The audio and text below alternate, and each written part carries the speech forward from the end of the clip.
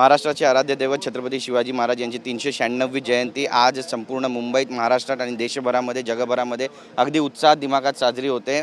मुंबईच्या पहिल्या नागरिक रितू तावडे आज या ठिकाणी पोहोचलेले आहेत। आपण त्यांच्याशी थेट बातचीत करणार आहोत। छत्रपती शिवाजी महाराजांचे विचार घेऊन तुम्ही मुंबईच्या पहिल्या नागरिक म्हणून या ठिकाणी पोहोचल्यात। काय तुमच्या भावना आहेत आणि कशा पद्धतीने सर्व शिवप्रेमींना तुम्ही शुभेच्छा देणार?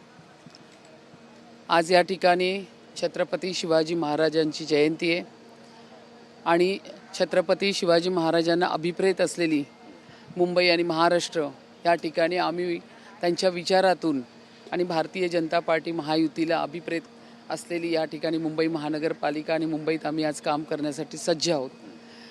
या ठिकाणी गेटवे ऑफ इंडिया या ठिकाणी मला छत्रपती शिवाजी महाराज स्मारक समितीच्या वतीने बोलवलं होतं। माझ्या आयुष्यातील हा खूप मोठा गौरवशाली क्षण आहे की आज मला शिवरायांच्या चरणी या ठिकाणी नतमस्तक होऊन त्यांच्या प्रतिमेस मला हार आणि फूल अर्पण करण्याची संधी मिळाली। फार माझ्यासाठी मोठा क्षण आहे हा, परंतु ही जबाबदारी पण आहे।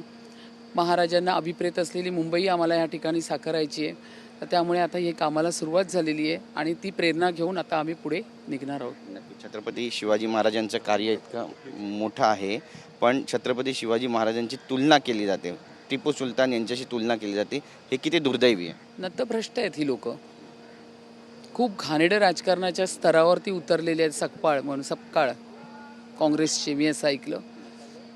कुठे महाराज आणि कुठे टिपू सुलतान, त्यांना बोलताना त्यांच्या महाराजांचा मावळा आहे ना, त्यांची जीभ छाटून टाकेल अशा पद्धतीचं वक्तव्य त्यांनी या ठिकाणी केलेलं आहे।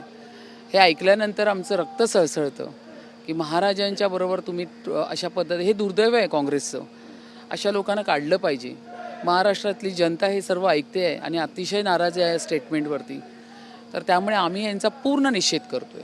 तुम्ही म्हणालात की छत्रपती शिवाजी महाराजांना अभिप्रेत असलेलं काम तुम्हाला भविष्यामध्ये करायचं आहे मुंबईच्या महापौरात। मुंबईसाठी काय करणार आहात? मुंबईसाठी काम मी केव्हा सुरू केलेलं आहे।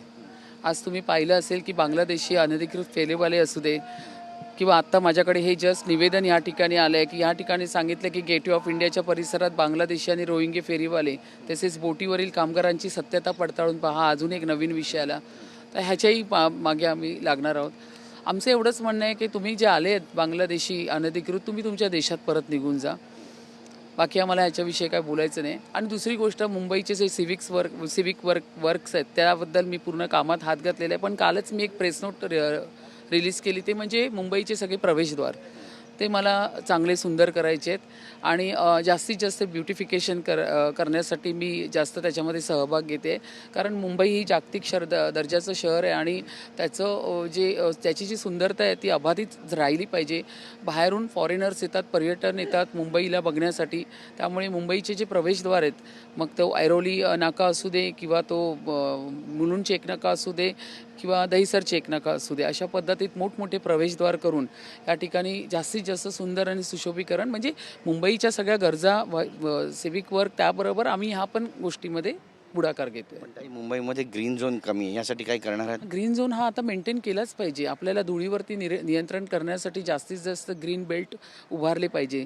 आम्ही रोडचे जे डिवायडर्स आहेत त्याच्यामध्ये पण डक तयार करून तिथे पण आम्ही ग्रीनरी मेंटेन करण्याचं ठरवलं आहे। त्यानंतर चेरी ब्लॉसम हा एक मला आवडता विषय आहे माझा स्वतःचा, त्यामुळे विक्रोळच्या हायवेवरती तुम्ही पाहिलं तर त्या पद्धतीने मी काल फायनान्स डिपार्टमेंटची मीटिंग घेऊन ह्याच्यामध्ये सगळ्यामध्ये तरतूद करायला पण त्यांना सांगितलेलं आहे। आयुक्तांकडे मी पत्र पण देते, तर जास्तीत जास्त प्लांटेशन आणि ब्युटिफुल अजून करायचं असेल तर सुरंगीची झाडं आहेत, सुगंध पसरतो एक, त्याच्यामधून सुंदर सुगंध पूर्ण याला जात असतो आणि चेरी ब्लॉसमसारखी झाडं, तर मुंबई सुगंधी सुंदर करण्यासाठी मी सर्वात जास्त प्रयत्न करेन। बातचीत केल्याबद्दल तर आपण पाहतो आपली भावना या ठिकाणी व्यक्त केली आहे रितू तावडे यांनी। कॅमेरा पर्सन सिद्धेश नाईकसह गिरीश गायकवाड, TV9 मराठी, मुंबई।